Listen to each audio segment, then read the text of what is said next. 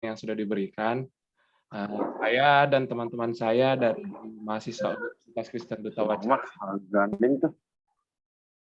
ingin bertanya, menanyakan hal-hal tentang aspek-aspek komunikasi bisnis yang berjalan dalam dunia kerja. Tujuan kami melakukan wawancara ini adalah untuk memenuhi tugas kampus yang diberikan oleh dosen. Adapun kami sudah menyiapkan 5 pertanyaan yang sudah kami diskusikan dengan teman-teman. Langsung saja di pertanyaan pertama akan dimulai oleh Andardia.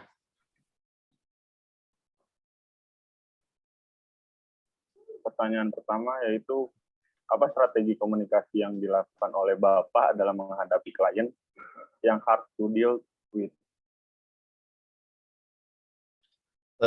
Sorry, diulang lagi. Suaranya agak putus-putus. Apa strategi komunikasi yang dilakukan oleh Bapak dalam menghadapi klien yang hard to deal with? Hard to deal with berarti maksudnya dalam artian bahwa ketika kita mau approach ke klien, dalam hal ini yang kita mau ngedilin sesuatu project seperti itu. Iya, betul seperti itu. Pertama mungkin kita perlu untuk komunikasi ya pasti kita perlu pertama untuk pendekatan personal dulu ya dengan klien tersebut ya, baik dari jika itu project panjang maupun project jangka waktu dekat. Kita approach untuk lebih kenal lebih dekat dengan klien, ya contohnya mungkin kita sering kunjungan, seperti mungkin sebelumnya saya mau jelaskan dulu, saya bekerja di PT LG Electronics Indonesia, lebih untuk di marketing, area Yogyakarta. Ya seperti yang saya lakukan, pastinya saya akan pendekatan personal dulu terhadap klien, baik itu kunjungan visit setiap seminggu 3 kali atau seminggu bisa 4 kali untuk klien baru. Kita pendekatan, ngobrol, mungkin lebih ke personal ya, personal approachment dulu. Setelah itu baru kita mencoba untuk negosiasi, ini ada beberapa paket harga, ini ada beberapa barang seperti ini. Karena jika kita tidak melakukan personal approach dulu atau pendekatan personal dulu, lebih akan susah. Contohnya, kalau kalian lihat sales-sales yang ada di pinggir, kadang-kadang ketemu di mall, lah sales-sales WWF atau sales-sales apa itu kan mereka kan door to door dan langsung bertemu dengan orang di tempat, terkadang juga tidak begitu langsung kena. Makanya ketika kalian misalnya untuk project besar mungkin lebih ke personal, pendekatan personal dulu, seperti apa komunikasinya lebih enak, sudah nyambung, baru bisa mendilkan suatu project seperti itu. Ya, selanjutnya menyangkut komunikasi tadi, Kak, Pak, apakah ada yang namanya juga komunikasi horizontal dan vertikal? Nah, di perusahaannya Bapak itu berarti komunikasi ini apakah sudah berjalan dengan baik? Ya pastinya kalau komunikasi horizontal dan horizontal kan berarti kan ke atas ke bawah ya? Ya. Atas ke bawah berarti dengan atasan dan dengan anak buah gitu kan. Kalau dengan atasan dan anak buah sudah pasti lakukan. Untuk vertikal dengan rekan kerja. Mungkin kalau saya bisa bilang lagi, ketika kalian melihat di sebuah apa ya namanya ya? Saya lupa namanya. Jadi ketika ada ketua, kalau mungkin di kampus ada ketua, bendahara, BPH, di atas bawahnya akan ada garis lurus, ada garis putus-putus. Diagram organisasi apa saya lupa namanya, itu pasti. Jadi misalkan horizontal vertikal itu kita lurus atas dengan anak buah langsung. Misalkan saya dengan bos saya dengan tim saya juga langsung seperti itu. Sedangkan vertikal pasti, karena jika tidak ada komunikasi horizontal dan vertikal, perusahaan tidak akan bisa berjalan dengan baik ya. Kalau yang saya rasakan seperti itu, karena komunikasi paling penting. Jika sampai ada salah hal, harus perlu diomongkan. Kadang-kadang karena komunikasi pun bisa jadi masalah sih seperti itu.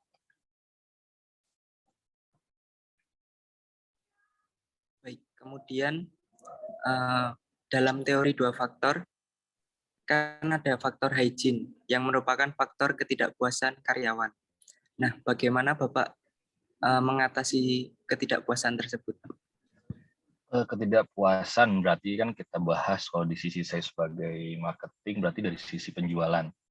Jika tim penjualan misalkan tidak menutup target dalam 1 bulan, 2 bulan, 3 bulan, sebagai perusahaan pasti saya sebagai atasan dan sebagai perwakilan dari perusahaan akan merasa sangat tidak puas.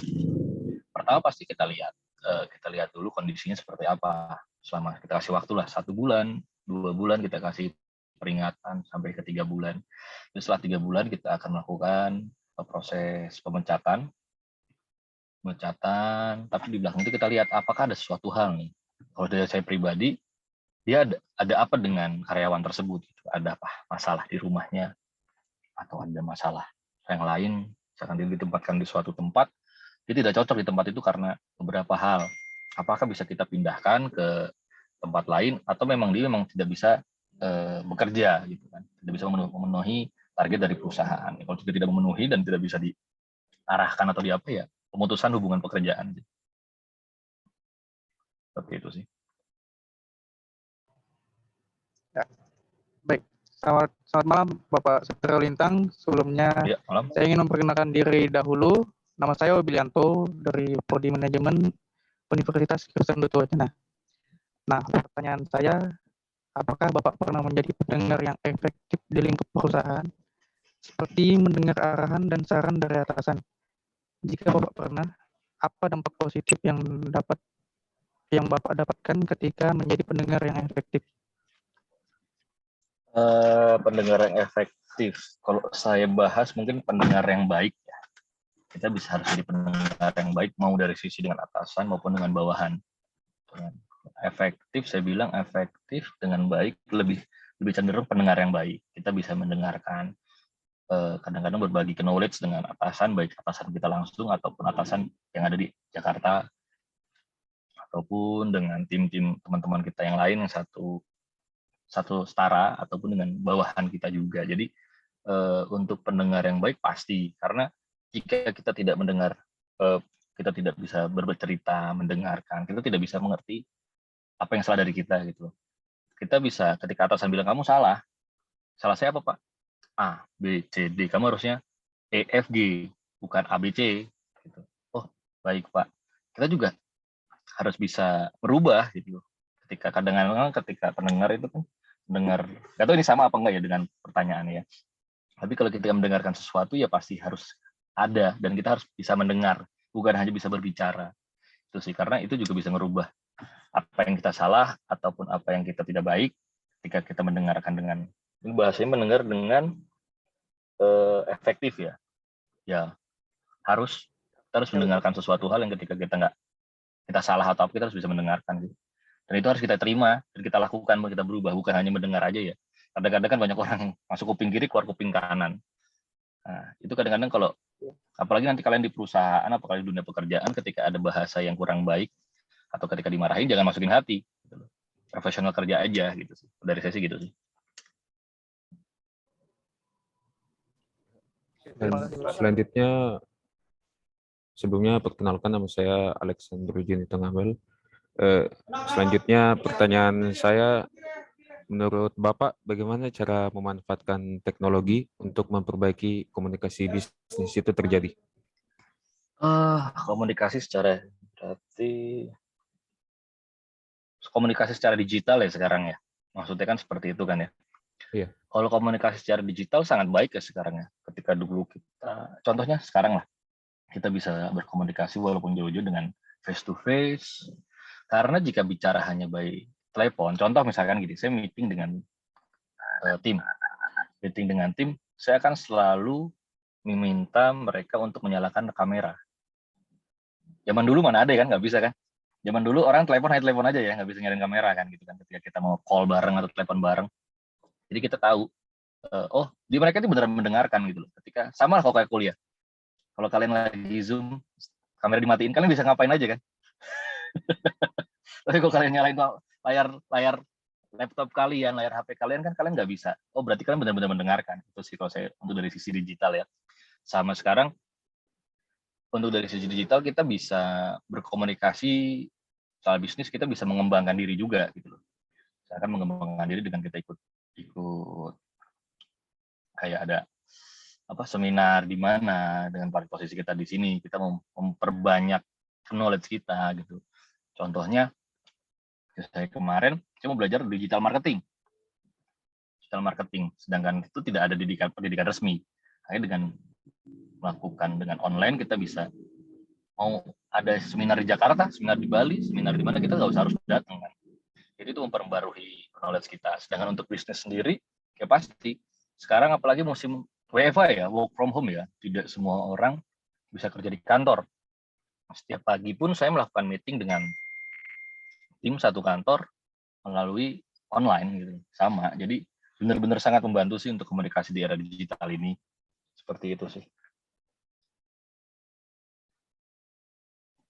Ya, sepertinya 5 pertanyaan semuanya udah dijawab oleh Bapak Lintang. Setelah itu mungkin kami akan menutup wawancara ini. Bapak, sekali lagi terima kasih untuk waktu luang yang sudah diberikan. Saya dan teman-teman mengucapkan terima kasih sekali lagi. Kalau ada salah kata dari kami atau mohon dimaafkan. Sekian dari kami. Terima kasih, Pak. Ya, terima kasih juga. Selamat malam. Selamat malam, Pak. Selamat malam, Pak. Selamat malam.